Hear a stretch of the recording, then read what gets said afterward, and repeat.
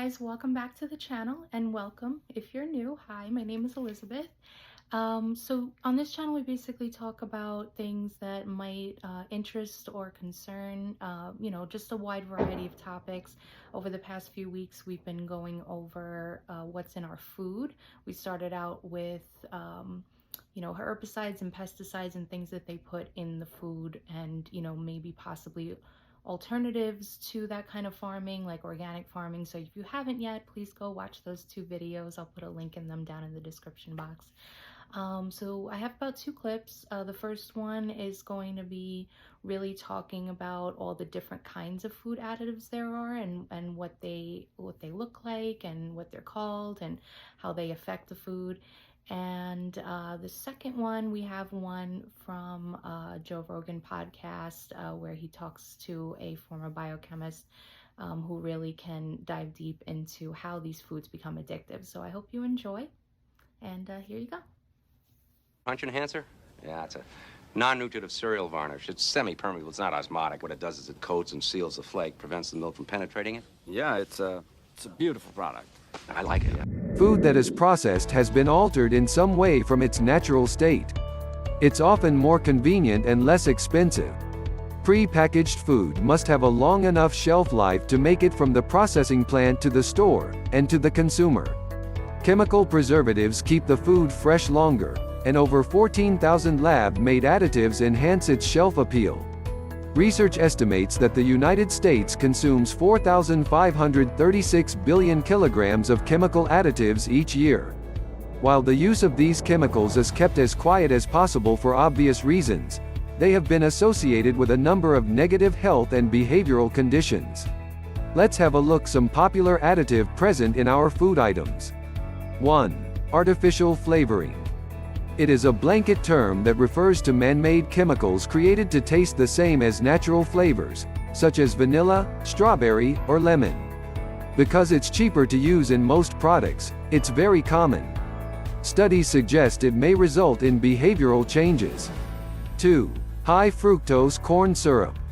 This sweetener, made from corn, is popular with food manufacturers because it's cheaper and sweeter than cane sugar, and it maintains moisture while preserving freshness. This additive is extremely common in processed food and is believed to contribute to heart disease, increases your LDL cholesterol levels, and contributes to the development of diabetes and tissue damage. 3. Sodium nitrites. These additives help stabilize, color, and flavor meat, and prevent harmful bacterial growth. But when meat is heated at high temperatures or combined with stomach acid, sodium nitrite produces nitrosamines.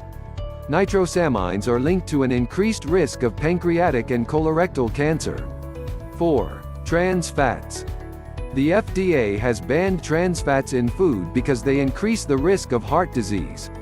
Manufacturers use these partially hydrogenated oils to improve the shelf life and consistency of cookies, crackers, and other packaged foods. 5. Refined grains.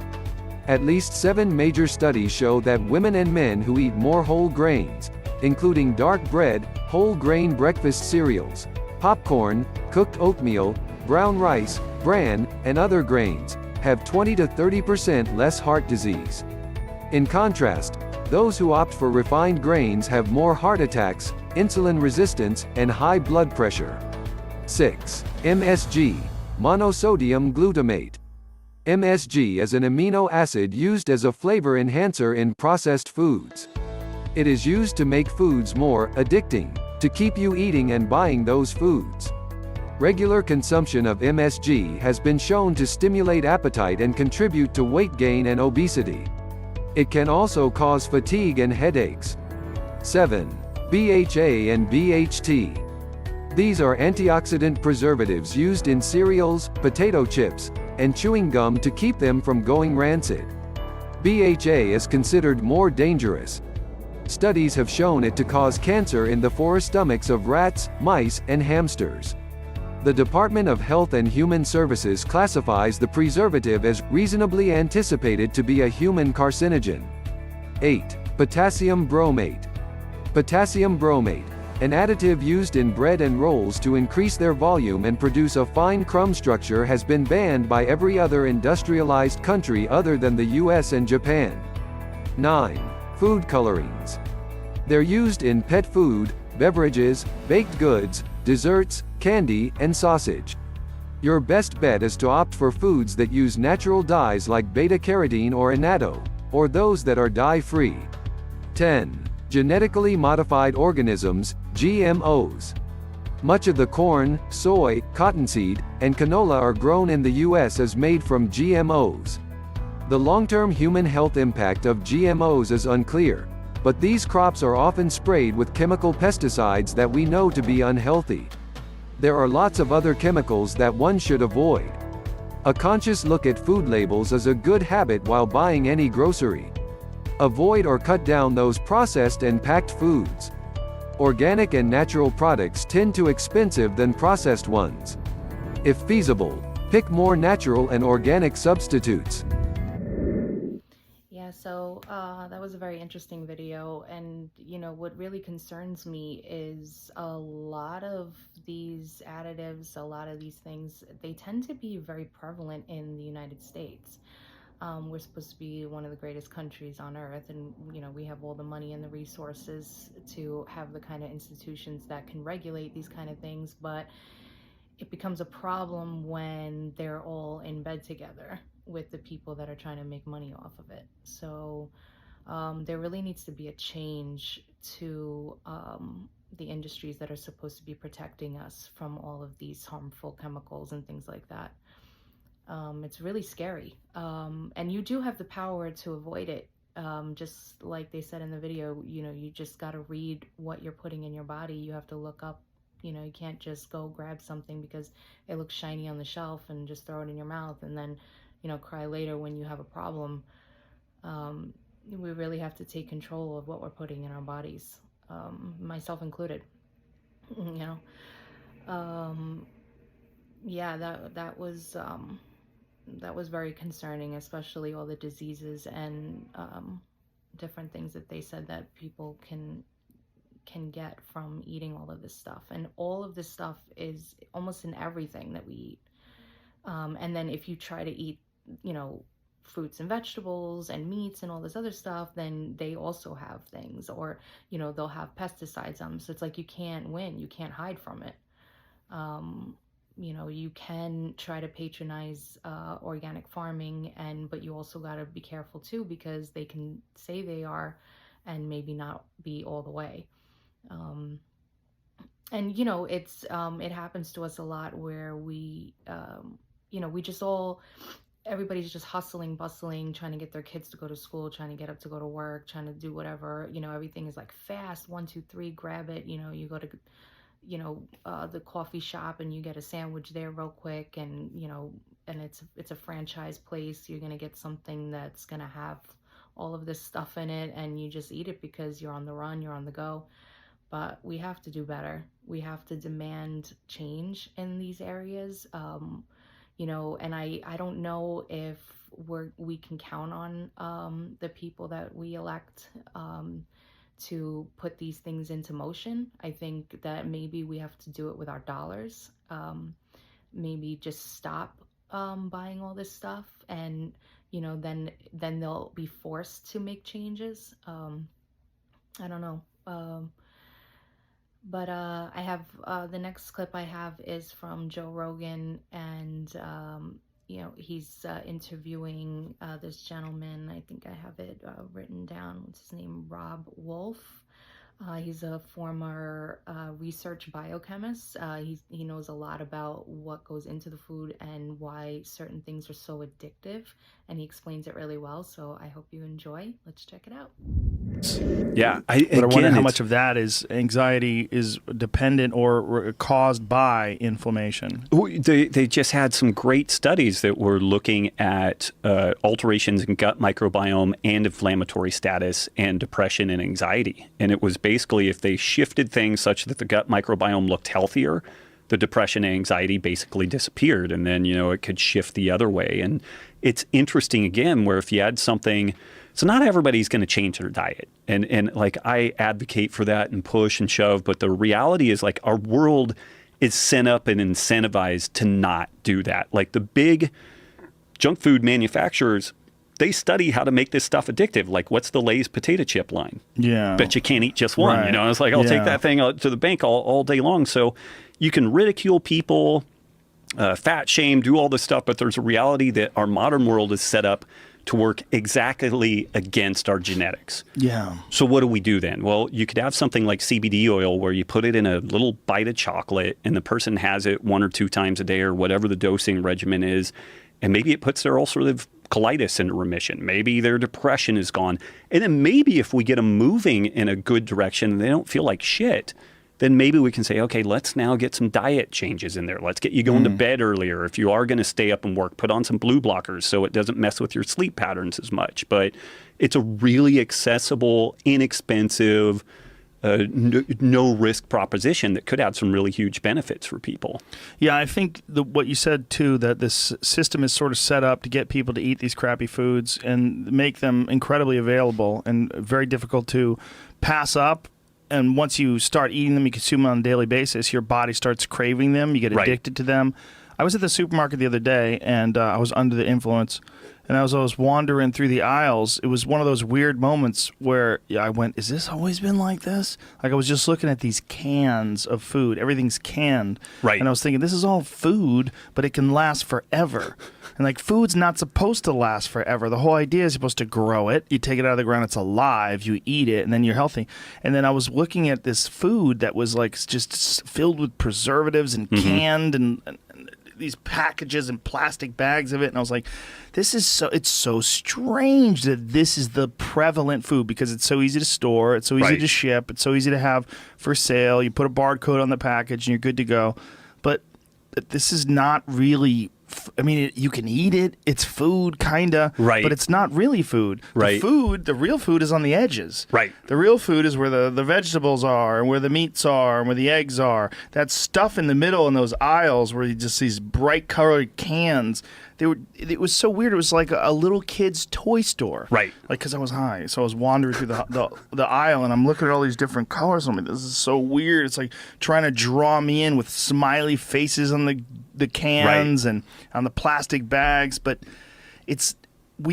unless you're going to a really good natural food store, you're probably inundated with that stuff. If you go to there's a regular Vons and just walk down the aisle, man, you're gonna get hit with so much of this shit. Right, and it's interesting because the folks that make these foods, they study neurophysiology, they study evolutionary biology, they study how to make things addictive. So it's kind of funny on the one hand where like the gatekeepers, the medical establishment, a lot of the media, if you talk about like this ancestral health template or what have you, there's still a bunch of like pissing match and contention around that.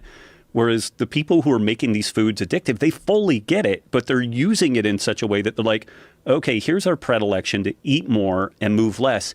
Here's how we're going to make that happen. And we have these really interesting flavor combinations and different experiences. And do you want to run that video? So here's a really interesting example of this, where, you could get bored of even a really tasty food, but then you can figure out a way to bypass this whole process. I cautiously eat a few fries. The strategy works, for now, and I resume my epic ice cream battle. Okay, so what's going on there is Andrew Zimmerman, Adam Rickman, Man vs. Food. He does these eating challenges, and he's in this thing called the Kitchen Sink Challenge. It's an 8-pound ice cream sundae, and I think anybody would say that an ice cream sundae is pretty tasty, and it's hyper palatable, like it would make you want to eat it. But what happens to him is he gets completely bogged down in this process and can't go on until he orders a plate of extra salty, extra crunchy French fries. So he's actually gagging on the ice cream, can't go on, he's not going to win this thing. And the way that he gets out of this situation is by eating more food. He would not have finished the sundae were it not for eating the French fries. And so you have this situation where woven into our genetics is this process called palate fatigue, where even if we have a really tasty food in front of us, we will get bored of it and then we'll want something else. And if you have that other thing, that something else immediately available, and it's different enough from the thing that you just got bored with, you can eat more in total. And it's just so interesting. Like, he would have failed eating this ice cream sundae were it just the sundae. Wow. But not only did he eat the sundae, he ate probably about 1,500 calories of extra salty, extra crunchy French fries. How did he know? Did someone explain that to him? So if you go to professional eating websites, like people Jesus. who go do these things where they like eat hot dogs and Competitive whatever. eater, bro. Yeah, competitive eater. There are pairings. So it's like, okay, so with hot dogs, you need something like gummy bears because the hot dogs are salty and meaty and umami. So you need something kind of sweet and fruity and light. And so there are all these pairings that you do. And so with ice cream, because it's cold, creamy, sweet, the perfect complement to it is this salty, crunchy umami that you get out of the French fries. That's fascinating. You know, I've always found that if I'm eating something and it's really good, like a steak or something, and I'm stuffed, even if I don't want any more of the steak, if I have fries and I taste those salty fries, I'll start eating more fries. Like, Right. when I know I'm full, why Right. am I stuffing my fat face with these stupid fries? It's that novelty. And from an evolutionary biology perspective, it's great wiring. It's great engineering because we didn't have guaranteed food all the time. You know, Right. like you had to eat when you could get it. And then, you might go a long period of time without having that food. But now we're in this situation where you have infinite variety. There's 50,000 different food-like items in an average supermarket. It's 10 or 11,000 new food-type items that are released each year. They're engineered to be hyper-palatable, to bypass the neuroregulation of appetite. And it's super easy to just go fill up your pantry with a wide assortment of these things. So then you can do what he ended up doing here. You can eat one meal. You're like, man, a little sweet thing would be really good. So you have that sweet thing. And then, gosh, a little salty crunchy would be nice. And so you have the salty crunchy. And you can just keep eating through this whole process. And it really makes most of the standard, like, dietetics recommendation of, eat less, move more, everything in moderation. There's no moderation in that environment. Right. Like, it doesn't exist. It's a hookers and cocaine experience. Yeah. I mean, it's like these things spin the dopamine centers in the brain. They are addictive. And if we are surprised by that process at all or feel bad about it, it's kind of crazy. Like, it is not your fault if you find yourself entrapped in this world of hyperpalatable foods. And I don't suggest that people just roll over and, expose their belly to the world and let the world have its way with you. But understand why it's so difficult. Yeah, like, you should not feel guilt. There shouldn't be any drama. There should be no morality around it. Like, if we just understand this is your basic biological wiring. And if you understand that and it's not your fault, but let's do something, then we can at least decouple ourselves from the emotionality and the drama and the guilt that we've had around this, and we can start making some changes. But so many times the reason why I've heard from people that they peel out of some sort of a new way of eating or lifestyle is that they're motoring along, they seem to be doing well, and then they're just gone. And then you talk to them and they're like, it was just hard. It's like, yeah, it is hard, but it wasn't just that it was hard. They usually start getting some sort of internal dialogue where, well, I suck, I must be weak, I can't do it, it's easier for that guy than it is for me. So they bail on it. And when I started putting this kind of spin of this evolutionary biology and this neuroregulation of appetite into working with people, particularly people who had difficulties with eating over the long haul and maybe like some, weird relationships with food or what have you, there was like this light that went on. They're like, okay, so it's not my fault. I'm like, no, man, it's not your fault. We still need to do something. And it's not necessarily going to be easy, but we can do this. And if you aren't beating yourself up about the fact that this thing is a difficult process, then we're going to be able to get a lot further down the road.